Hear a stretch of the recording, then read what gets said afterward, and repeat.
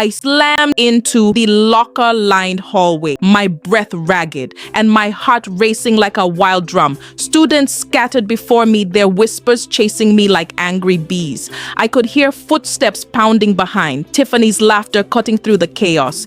My cheeks burned, but I didn't stop. I had to know the truth before the final bell. Alakaztra Fairy Folktales.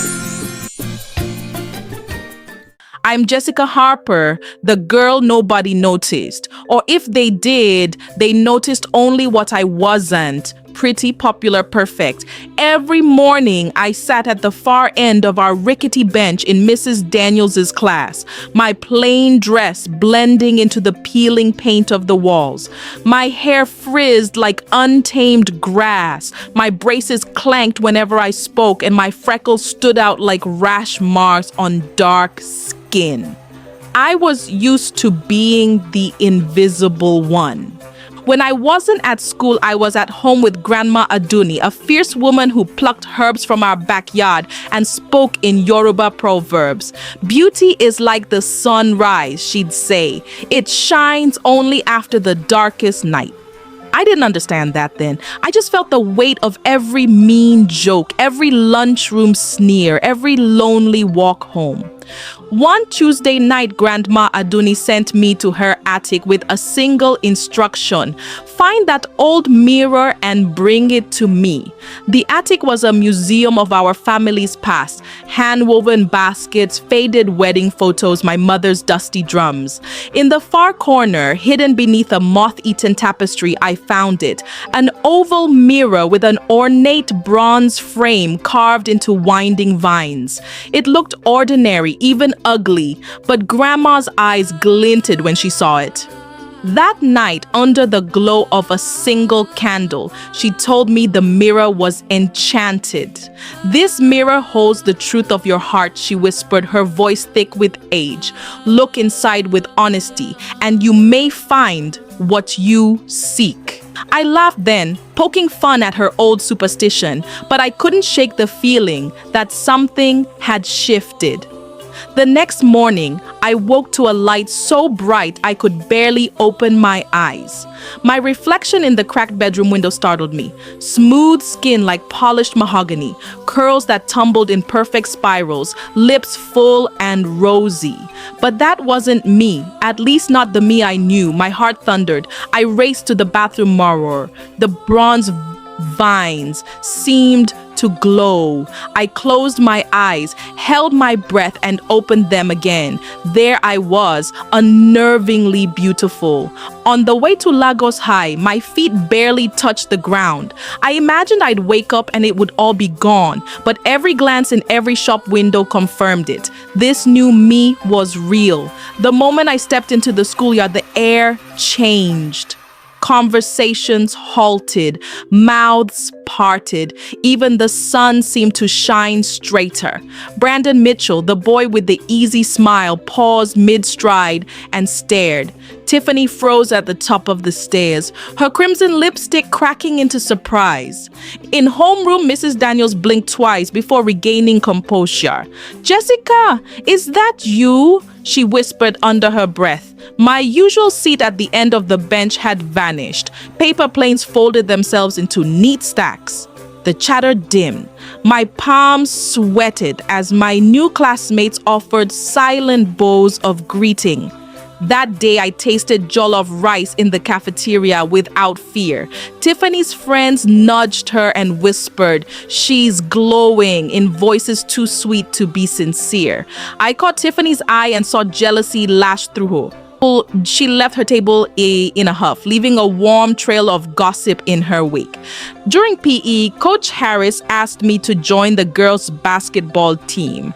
My heart skipped a beat as I dribbled the ball down the court, sneakers squeaking on polished wood.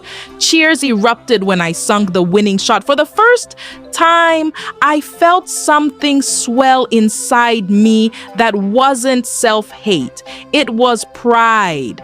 That afternoon, Samantha Lewis, my one true friend, found me in the library. Her eyes were wide as saucers. "Jess, are you okay? This is unbelievable."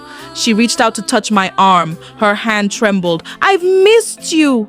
I hugged her tight, tears threatening behind my perfect lashes. "I've missed me," I said. But as the day wore on, unease crept in. I caught my reflection in the glossy lockers. Those perfect features looked alien. At lunch, I overheard a group of girls whispering that I must have sold my soul to a witch. Words like curse and haunted drifted on the humid air. My stomach flipped. Suddenly, this beauty felt heavy, like a crown tipped with thorns. That night, I bolted awake at a strange knock. Grandma Aduni stood in the doorway, silhouetted by moonlight. Her eyes were solemn. "How do you feel, child?" she asked softly. I looked at my reflection in her emerald walls and whispered, "Dawn." She sighed, guiding me back to the attic mirror. The bronze frame pulsed like a heartbeat. "True beauty," she intoned, "is never just skin deep. I warned you, it shows the strength of your spirit. But beware, if your heart is unsteady, it may slip away." I nodded, but I didn't understand. The next morning, I tiptoed into the bathroom. My pulse hammered as I braced for the worst. But the face that greeted me was still flawless. Relief washed over me like a warm rain. I hurried to school, determined to enjoy this gift, whatever it was, for as long as it lasted. Hallway traffic slowed to watch me pass. Brandon slipped me a note in English class. "Meet me at the old music room after school." My heart fluttered. I jotted back, "Yes." Tiffany's eyes narrowed behind her phone screen. She was shooting video. My stomach clenched. After the final bell, I slipped into the music room, an abandoned hall lined with dusty keyboards and empty chairs. Brandon appeared from the shadows, his grin lighting the dim space. "Jess," he said, voice low, "you're now incredible." He handed me a small velvet box. I opened it to find a locket engraved with a tiny vine, the same design as the mirror's frame. "Grandma gave this to me," he said, cheeks flushing. "I think it's meant for you." My fingers trembled as I clasped it around my neck. The moment the locket clicked shut, the room seemed to spin. I gripped the piano bench to steady myself. Brandon's brow furrowed. "Are you okay?" I smiled, but a strange chill crawled up my spine. "I'm fine." That evening, thunder rumbled across Lagos. In the attic, I stared at the mirror, locket glowing against my chest. My reflection blurred, then sharpened into something unexpected. The face of my grandmother, young, radiant, smiling with her own perfect beauty. My breath caught. A whisper drifted from the mirror's frame. "Beauty borrowed must be given back." I stumbled back, heart pounding. The locket rattled against my collarbone. I realized with a shock that the locket hadn't come from Grandma Aduni. It had come from the mirror itself. In my grandmother's stories, she had sacrificed her own beauty to protect mine decades ago. The mirror had been her vessel, holding her youth and brilliance in stasis. I sank to the dusty floor, tears stinging my eyes. All along, my beauty had been borrowed from her, trapped in that locket. And once it was worn, the mirror would reclaim it. The school bell chimed through the open attic window. Early morning, the world waking up. I pressed my hand against the mirror. Its glass rippled like water. My flawless reflection stared back, unblinking, then cracked. A spiderweb line fracturing across the surface. I scrambled to the window ledge, heart pounding like a drum in a war song. As dawn broke over the city, I knew this morning I would face our hallways again. No one would notice the cracks beneath my skin, but I would. I didn't know if my grandmother's beauty would return to her, or if I would stay beautiful for a single extra heartbeat. I closed my eyes, inhaled the familiar scent of chalk dust and mango blossoms on the breeze, and whispered a prayer. Tomorrow I would walk those halls again, but for now I stood between two reflections, one borrowed, one true, uncertain which face I would wake to.